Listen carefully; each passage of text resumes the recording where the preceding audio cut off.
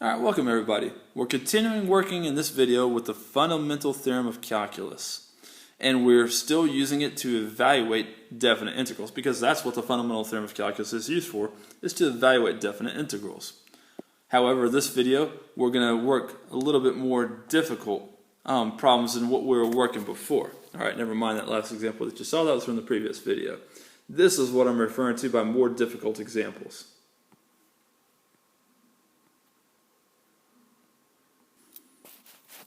I'm referring to where we were integrating compositions of functions, all right?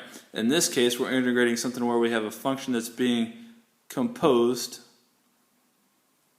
of a linear function.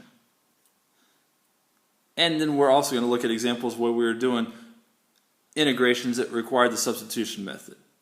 All right, well, for this one in particular, you ought to recognize that the function that we're trying to integrate is a composition of 2 over x with the linear function 4x minus 3. And I hope that you recall that when you integrate something that's a composition with a linear function, if that linear coefficient is a, your integral is just going to be 1 over the reciprocal of a times the integral of the outer function. All right, so that would work like this here. With the outer function, I would rather that be a 1 over x than a 2 over x. So let me pull out the 2 from this problem, make this 2 times the integral from 1 to 4 of 1 over 4x minus 3 dx. And now we'll go ahead and take the integral, and the 2 is still going to be in front. For 1 over 4x minus 3, we're going to do the reciprocal of a, so 1/4. And then the reciprocal of 1 over x is the natural log of x, right? So we're going to get the natural log of 4x minus 3. And we're evaluating that from the lower limit of integration to the upper limit of integration because that's how you use the fundamental theorem of calculus. Alright, let's keep on working then. 2 times a fourth is 1/2. And I'm going to go ahead and evaluate at the upper limit of integration 4. So we're going to have 1/2 times the natural log of 4 times 4 minus 3. Minus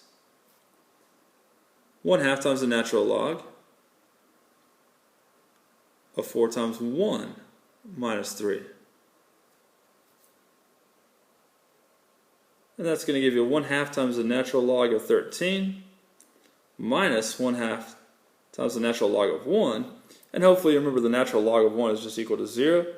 So that definite integral is just equal to 1/2 times the natural log of 13. There you go. So still just using the fundamental theorem of calculus with a little bit more difficult integration problems. We're going to try one that requires the substitution method next. Make sure you've got this one down, then move on.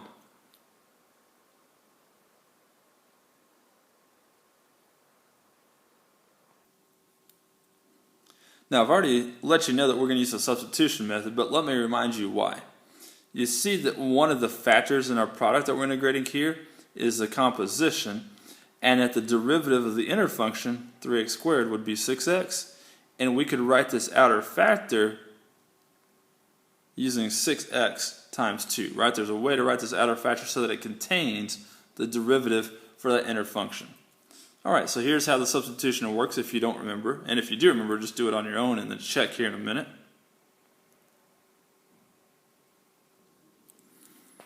Remember, you let u equal the inner function, which is 3x squared in this case, and then you take the derivative of u with respect to x, and that's 6x. And the way we're going to work this is we're going to go ahead and rewrite that function so that it contains both du dx and u.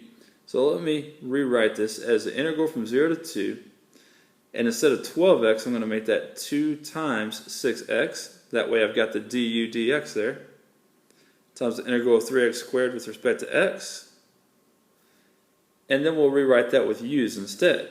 So we'll get the integral from 0 to 2, let me pull the 2 out front actually, of du dx times e to the u dx. Alright, let your dx's cancel.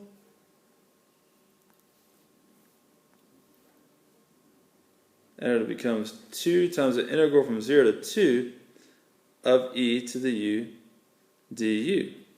All right, and of course we want to go and do the integration now. And we'll leave the 2 at the beginning of the integration. If you integrate e to the u, you just get e to the u, don't you? And we're evaluating that from when x equals 0 to when x equals 2. Now this is very important here. When you do the substitution, these limits of integration are for the original variable that you were integrating with respect to, right? So we can't plug in 0 and 2 for u.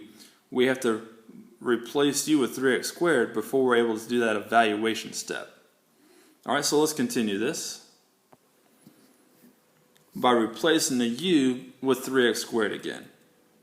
Alright, now we can go ahead and replace x with 2. So we'll have 2 times e to the 3 times 2 squared power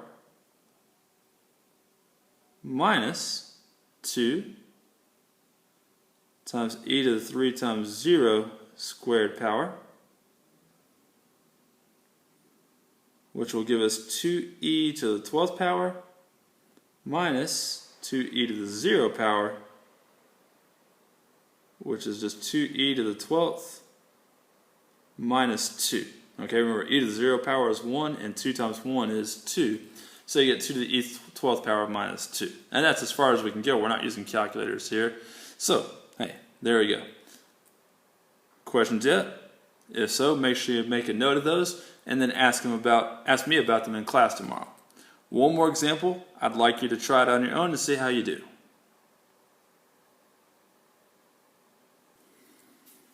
There it is. Try it out.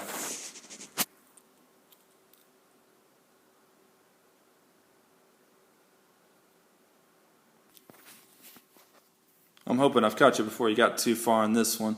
I accidentally wrote underneath the radical x squared and I meant to write x cubed. And if you tried it with an x squared, you already see where that was a problem. Alright, so try that where there's an x cubed there.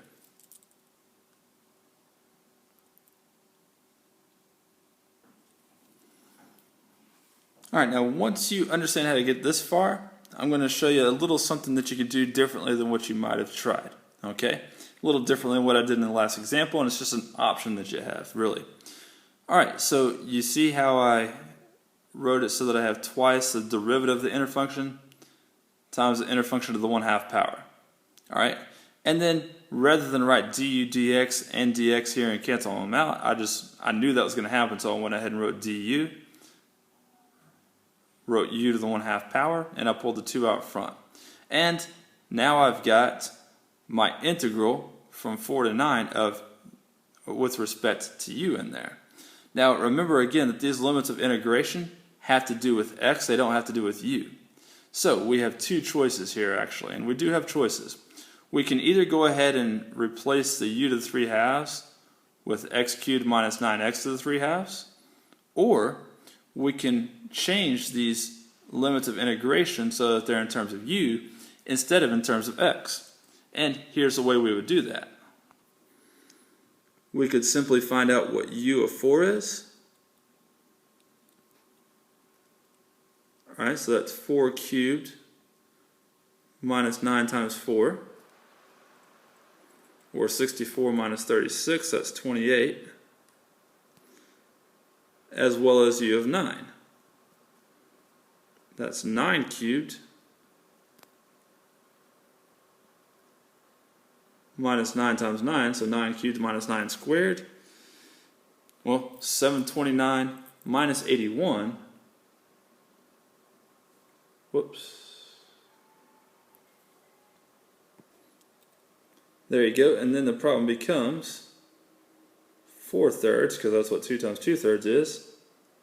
U to the 3/2 from 28 to 648. Now the numbers aren't going to work out nicely there, but you at least see what your options are with those limits of integration.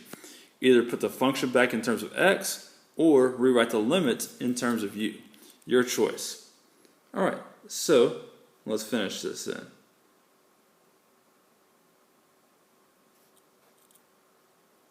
We'll have 4/3 times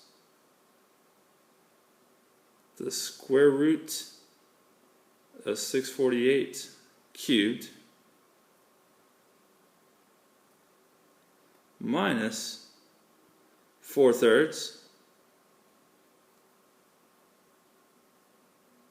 times the square root of 28 cubed.